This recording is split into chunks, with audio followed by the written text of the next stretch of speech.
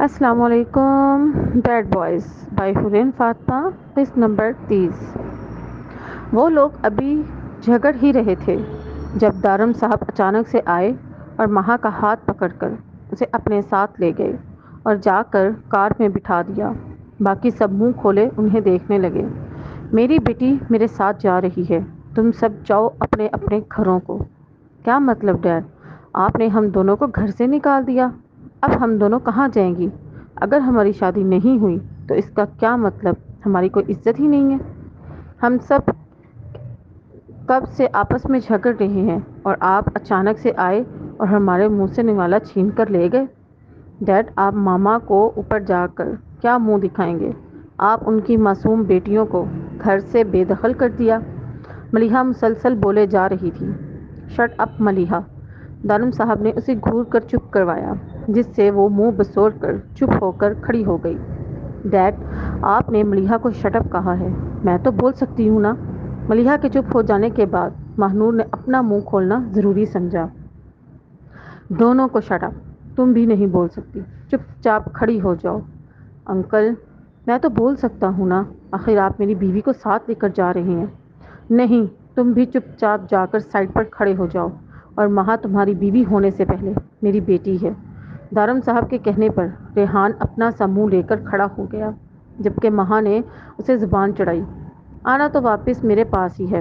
بعد میں بتاؤں گا. ابھی پھٹک لو جتنا پھٹکنا چاہتی ہو. وہ دل ہی دل میں بڑبڑایا. اور میں نے تم دونوں کو گھر سے نہیں نکالا. جاؤ دونوں گھر اور تم سب بھی جاؤ اپنے گھر. فی الحال مہا میرے ساتھ جا رہی ہے.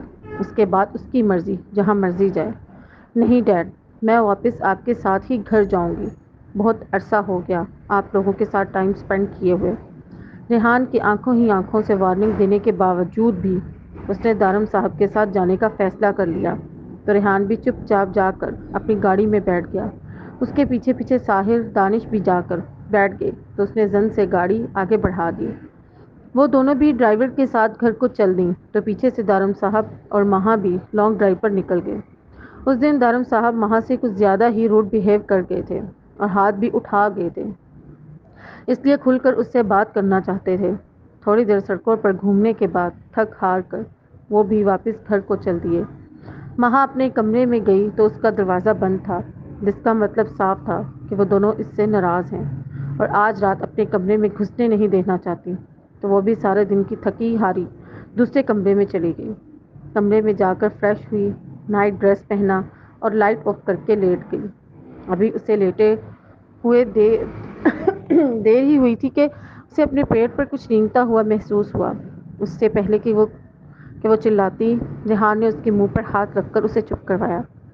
جانے من میں ہوں تمہارا ہان چیخ کر کیا سارے گھر والوں کو اکٹھے کرنے کا ارادہ تھا. ریحان نے اسے لتاڑا تو اس نے ریحان کا ہاتھ پکڑ کر اپنے منہ سے ہٹایا. یہ تم چوروں کی طرح ہمارے گھر میں کیا کر رہے ہو؟ چور تو تم ہو. میں کیسے؟ میرا دل چرا کر امائی کر آ کر بیٹھ گئی ہو. کیسے رہتا میں تمہارے بغیر؟ اس لیے چلا آیا. دونوں ہلکی آواز میں سرگوشی کر رہے تھے. کوئی آ گیا تو؟ مہا نے دماغ میں آنے والا سوال پوچھ ڈالا. آتا ہے تو آ جائے مجھے پرواہ نہیں. اور ویسے بھی تم سے ملنے کا پرماننٹ لائسنس ہے میرے پاس. کہتے ساتھ ہی اس نے گردن سے اس کا دوپٹہ اتار کر دوسری سائڈ رکھا تھا اور اس کی کان کی لو کو دانتوں تلے دبایا تھا اور اس کے منہ سے ہلکی سی سسکی نکلی تھی. اس کے لبوں نے کان سے ہوتے ہوئے گردن تک کا سفر کیا تھا اور وہاں جگہ جگہ اپنے لمس کی چھاپ چھوڑنے لگا تھا. اس کی ہر شدت کے ساتھ اس کا دل زور سے دھڑکنے لگا تھا. اس کی سانسیں تیز ہونے لگی تھیں جنہیں قابو کرتی وہ بے حال ہوئی تھی.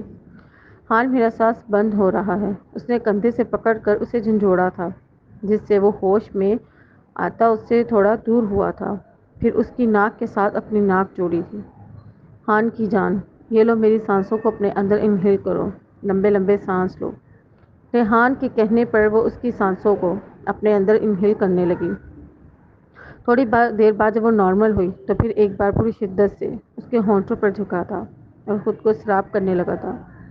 جان مجھے وہاں اکیلا کیوں چھوڑ آئی تھی؟ اب اتنی سزا تو بنتی ہی ہے نا.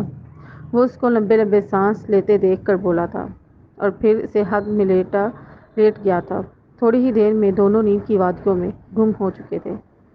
اگلے دن صبح ہوتے ہی ریحان سب کے اٹھنے سے پہلے وہاں سے جا چکا تھا۔ دن ایسے ہی گزرتے جا رہے تھے۔ اب ان لوگوں کے ایگزامز سے سب اسی کی تیاری میں مصروف تھے۔ ریحان پھر بھی ٹائم نکال کر مہا سے مل آتا تھا۔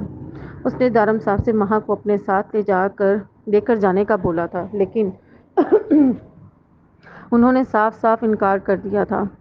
جب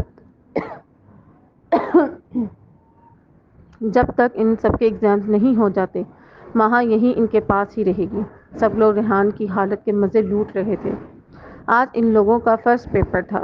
ریحان مہا کے ساتھ والی سیٹ پر بیٹھنے لگا تو ملیحہ جلدی سے وہاں بیٹھ گئی۔ ریحان دوسری سائڈ پر جا کر بیٹھنے لگا تو وہاں سے جلدی سے مہنور جا کر بیٹھ گئی۔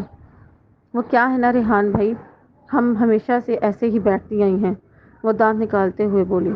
مہا کی بیک چیئر پر دانش بیٹھ گیا۔ مہا کے آگے والی چیئر پر جلدی سے ساحل نے پیٹھ کی۔ اس کی آخری امید پر بھی ساحل نے پانی پھیر دیا۔ وہ کیا ہے نا برو، آپ کو تو پتہ ہی ہے پیپر کے دوران دانش کتنا سر کھاتا ہے، اس لیے میں اس سے دور بیٹھتا ہوں۔ بیٹھا رہ منحوس، دیکھ لوں گا تم سب کو۔ میں بھی تم لوگوں کی شادی نہیں کرواؤں گا، کنوارے ہی مرو گے سب۔ ریحان ان سب پر اپنی بھڑاس نکال کر جا کر فرنٹ پر بیٹھ گیا۔ ہاں تو نہ کروانا، ہم بھاگ کر کر لیں گے۔ ملیحہ نے پیچھے سے ہانک لگائی، جبکہ ساحل منہ کھولے اسے دیکھ رہا تھا۔ اتنے میں پیپر کا ٹائم ہو گیا۔ ٹیچر کلاس میں آئی تو سب خاموشی سے پیپر کرنے لگے۔ دانش اپنا پیپر کرنے کے ساتھ ساتھ اپنے ساتھ بیٹھی ہنا کو بھی کروا رہا تھا، جسے دیکھ کر مہنور کو جلن ہو رہی تھی۔ وہ بھی دیکھ چکا تھا کہ مہنور انہیں دیکھ رہی ہے، اس لیے اپنا پیپر اٹھا کر اسے دکھا رہا تھا۔ میم، دانش بار بار مجھے تنگ کر رہا ہے، پلیز آپ اس کی سیٹ چینج کر دیں۔ جب وہ دونوں باز نہ آئے تو مہنور نے ٹیچر سے اس کی شکایت لگا دی۔ نو میم، یہ جھوٹ بول رہی ہے، اسے خود کچھ آتا ہوگا تو میں اس سے پوچھوں گا۔ نو میم، مجھے سب آتا ہے، آپ دیکھ لیں، میرا بس لاسٹ کویسچن بھی ہاف رہتا ہے، یہی چیٹنگ کر رہا تھا۔ مہنور اور دانش دونوں کے پیپرز دیکھنے کے بعد میم نے دانش کو اٹھا کر فرنٹ پر بٹھا دیا۔ جو فرنٹ پر بیٹھا مہنور کو سو سلواتیں سنانے کے ساتھ ساتھ اپنا پیپر کر رہا تھا۔ مہنور کی زبان کے ساتھ ساتھ ہاتھوں کی سپیڈ بھی کافی تیز تھی، اس لیے وہ سب سے پہلے پیپر دے کر باہر نکل گئی۔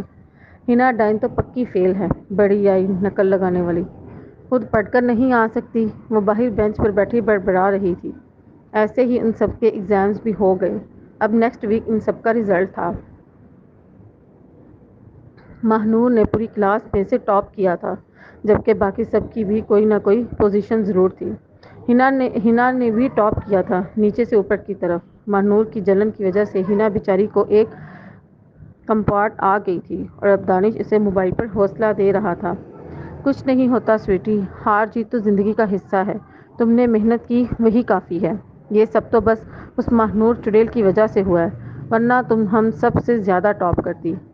اچھا تو یہ اس نقل خور خدا کی چور سے میری برائیاں کر رہا ہے، ابھی بتاتی ہوں اسے۔ وہ جو اپنے ٹاپ کرنے کی خوشی میں ان سب کو ٹریٹ کے لیے انوائٹ کرنے آئی تھی، دانش کے منہ سے اپنے لیے چڑیل کا لفظ سن کر وہیں رک گئی۔ وہ دبے دبے قدموں سے اندر گئی، دانش کے ہاتھ سے موبائل کھینچا اور زور سے اس کے منہ پر ہاتھ رکھ دیا تاکہ وہ بول نہ سکے۔ دانش جانو کدھر ہو تم؟ تم نے مجھے کہا تھا کہ آج تم مجھے اس ہنا چیٹر کے فیل ہونے کی خوشی میں باہر ٹریٹ پر لے کر جاؤ گے۔ تھینک یو سو مچ دانش، ہنا کو سارا غلط پیپر لکھوانے کے لیے۔ تم نے میرے لیے اتنا کچھ کیا، تم کتنے اچھے ہو۔ آج تمہاری وجہ سے ہی وہ چڑیل فیل ہو گئی ہے۔ اپنی بات کہہ کر مہنور نے موبائل اسپیکر پر لگا دیا، کیونکہ اب دانش کی اچھی خاصی انسلٹ ہونے والی تھی۔ یو چیٹر، لائر، دفعہ ہو جاؤ منحوس انسان، میں نے تم پر اتنا ٹرسٹ کیا اور تم نے میرے ساتھ یہ سب کیا۔ مہنور جو تمہاری انسلٹ کرتی ہے اچھا ہی کرتی ہے، تم ہو ہی اس لائق۔ دوبارہ کبھی مجھے اپنی منحوس شکل نہ دکھانا۔ بائے ہنا، اسے اچھی خاصی سنا کر کال کٹ کر گئی۔ مہنور نے مسکراتے ہوئے اس کا موبائل دور بیڈ پر پھینکا اور جیسے آئی تھی ویسے ہی واپس چلی گئی۔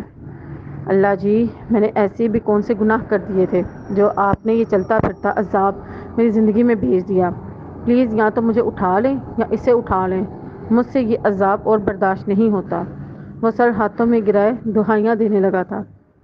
پنگا ود مہنور از نوٹ چنگا۔ بڑا آیا مجھے چڑیل کہنے والا۔ وہ بھی منہ کے زاویے بناتی ریحان کے کمرے میں چلی گئی۔ ہیلو جیج، کیسے ہیں آپ؟ آئی ایم گڈ، تم سناؤ کیسی ہو؟ میں بھی بالکل فٹ۔ تم یہاں خیریت تو ہے؟ کیوں نہیں آ سکتی کیا؟ آ سکتی ہو، بالکل آ سکتی ہو۔ ابھی وہ دونوں باتیں کر رہے تھے جب مہنور کے موبائل پر دارم صاحب کی کال آئی اور انہوں نے سب کو وہاں جلدی جلدی آنے کا بولا۔ کیا ہوا؟ وہ اس کے منہ کے اتار چڑھاؤ دیکھ کر بولا۔ ڈیڈ کی کال تھی، انہوں نے ہم سب کو بلایا ہے گھر پر۔ کیوں؟ ریحان نے اس سے سوال کیا۔ پتہ نہیں، یہ تو وہاں جا کر ہی پتہ چلے گا۔ پھر سب لوگ دارم صاحب کے گھر پہنچ گئے۔